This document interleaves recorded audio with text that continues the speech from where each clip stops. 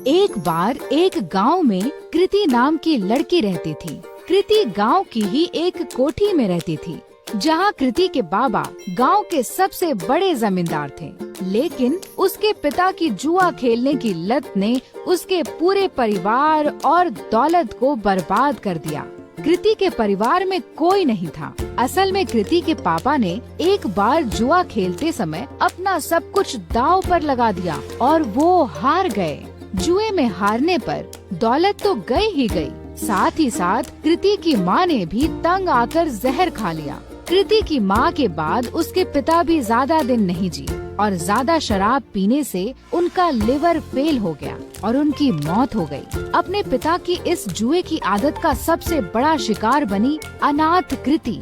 उस बेचारी का क्या दोष था? अब ना ही उसका कोई ख्याल रखने वाला था और ना कोई रोटी देने वाला। पेट पालने के लिए मजबूरन कृति गांव के घरों में झाड़ू पोछा करती।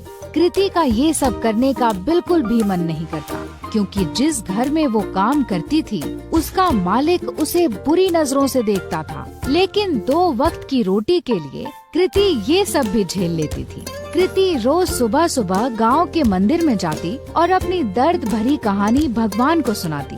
हे ईश्वर, किस जन्म का तू मुझसे बदला ले रहा है? क्योंकि इस जन्म में तो मैंने किसी का भी बुरा नहीं किया। अब तू ही बता, अगर मेरा बाप जुआ खेलता था तो क्या इसमें मेरी गलती है?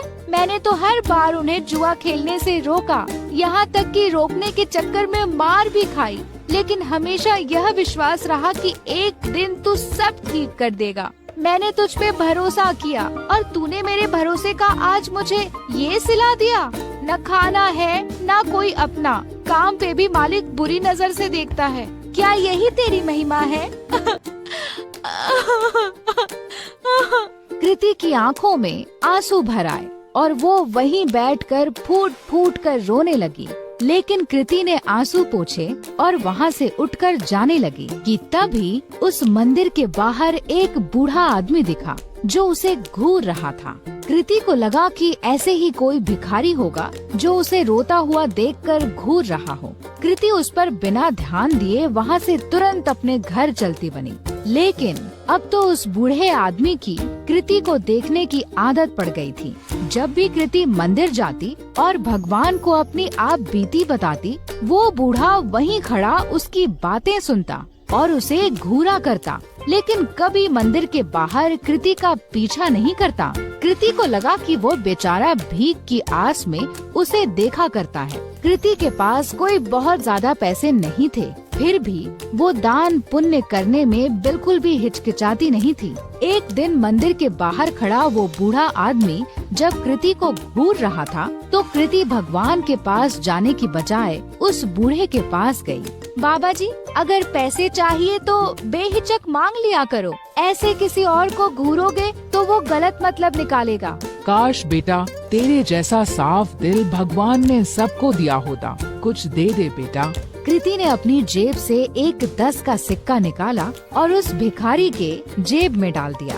बाबा जी, अभी इतने ही हैं, आगे जब ज्यादा कमाने लगूंगी तब ज्यादा दूंगी। अरे बेटा, सच्चे दिल से दिए गए 1 रुपए भी मैं खुशी खुशी रख लूं, फिर तेरे 10 रुपए तो लाखों के बराबर हैं। भगवान तेरा भला करे।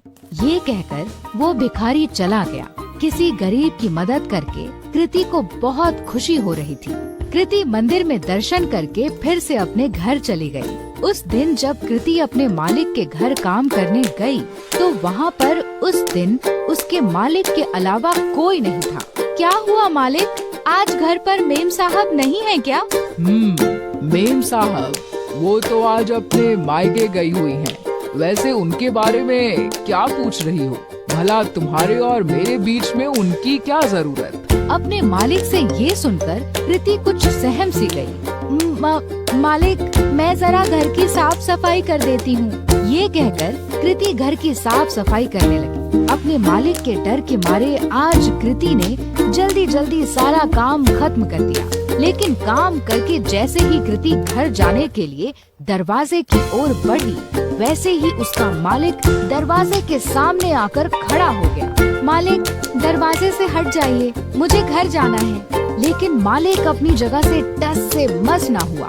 और वहीं खड़ा रहा। मालिक, दरवाजे से हटिए, ये कहकर जैसे ही कृति ने मालिक को दरवाजे से हटाने की कोशिश की, वैसे ही मालिक ने कृति का हाथ पकड़ लिया। अरे ऐसे कैसे जाने दूं? आज तो मौका मिला है मुझे, बीवी भी घर पर नहीं है, आज तो तुझे नहीं जाने दूंगा। ये कहकर मालिक तुरंत कृति पर लपका। डरी सहमी कृति तुरंत अपनी इज्जत बचाने के लिए भागी, लेकिन उसका मालिक उसका पीछा नहीं छोड़ रहा था। तभी एक कोने में कृति को डंडा पड़ा हुआ दिखा और वो उसके पीछे दौड़ी। अब की बार कृति का मालिक जैसे ही उसे पकड़ने के लिए लपका, वैसे ही कृति ने उस डंडे को उठाकर उस मालिक के सर पर दे मारा और तुरंत दरवाजे से निकलकर वहाँ से भाग गई। फूट फूट कर रोती कृति बिना रुके भागती जा रही थी। भागते भागते रात में कृति उस मंदिर पहुंची जहां वह रोज सुबह जाती थी। मंदिर में पहुंचते ही कृति भगवान की मूर्ति के चरणों में जा गिरी। हे ईश्वर, क्या मेरा पैदा होना ही गुनाह है जो तू मुझे इतनी बड़ी सजा दे रहा है? क्या गरीब और लाचार होने की यही सजा होती है कि कोई भी आकर हमारी इज्जत पर हाथ डाले? कृति की आंखों से फिर आंसू फूट पड़े। कृति ने आंसू पोंछकर जब आस-पास देखा तो पाया कि वो बूढ़ा आदमी फिर वहीं खड़ा था। पापा, अब मेरे पास कुछ नहीं है आपको देने को। बच्चा, मैं तुमसे भीख लेने नहीं बल्कि कुछ देने आया हूँ। लेकिन क्या? तेरी कोठी के पीछे वाले कमरे में एक जादुई खजाना है जो सही समय आने पर अपने आप तेरे हाथ में आ जाएगा। ग्रहों की दिशा बता रही है कि आज ही वो सही समय है। कृति पहले से ही परेशान थी और ये सब सुनकर उसे और गुस्सा आ गया। बाबा जी, आपने मेरा दिल बहलाने के लिए ये सब कहा, मुझे बहुत अच्छा लगा, लेकिन मुझे झूठ पसंद नहीं। ये कहकर कृति अपनी कोठी की ओर चल दी। उसे बार बार ये डर सताए जा रहा था कि अगर उसका मालिक बेहोशी से उठ गया तो उसे जिंदा नहीं छोड़ेगा। वहीं दूसरी ओर उसके दिमाग में उस बूढ़े भिखारी की भी बात चल रही थी। घर पहुंचते पहुंचते आसमान में बादल छा चुके थे और ऐसा लग रहा था कि मानो जैसे बहुत जोर की बारिश होने वाली है। कृति के कोठी में पहुंचने के कुछ देर बाद ही बारिश शुरू हो गई और बहुत जोर से पानी बरसने लगा। मूसलाधार बारिश के चलते कृति की पुरानी कोठी की छत से पानी टपकने लगा। आज तक कभी कृति ने इतनी तेज बरसात नहीं देखी थी। कृति जैसे ही छत की मरम्मत के लिए अपना छाता निकालकर बाहर गई, वैसे ही उसका छाता तेज हवा में फट गया। परेशान